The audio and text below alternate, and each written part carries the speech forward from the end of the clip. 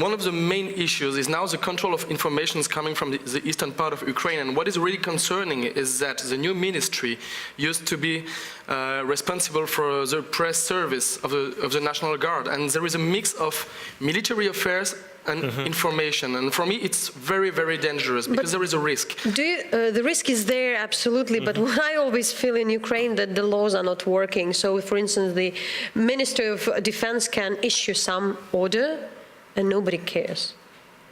So do you have any did you have some difficulties in working with the Ukrainian government or Ukrainian military when they were suppressing and, stopping you from getting information? No, because when I was working in the ATO zone, for example, in the past month, we didn't have this accreditation, this paper accreditation that the separatists gave us, which was very helpful sometimes to work. So we had quite an easy access, but at the same time, militaries on the checkpoints, for example, didn't know about those regulations about journalists, and some of them were quite annoying.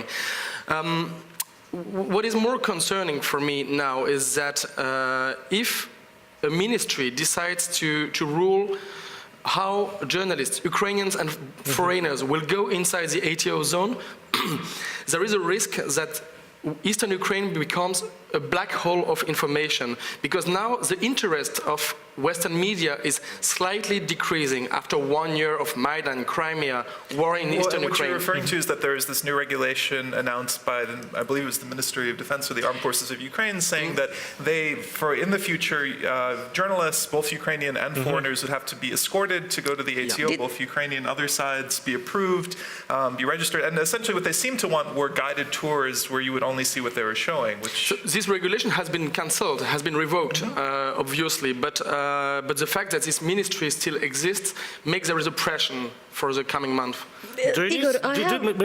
Could I ask, do you need this accreditation in ATO zone or not? No, actually not. Now the journalists who are working in the ATO zone have to call or send an email to the SBU, and then they are State Security Service. State Security Service, and then they are put on a list. And if we get controlled by military forces, by Ukrainian military forces, we have to say them that we are accredited in Kiev, but we have no paper for this. It's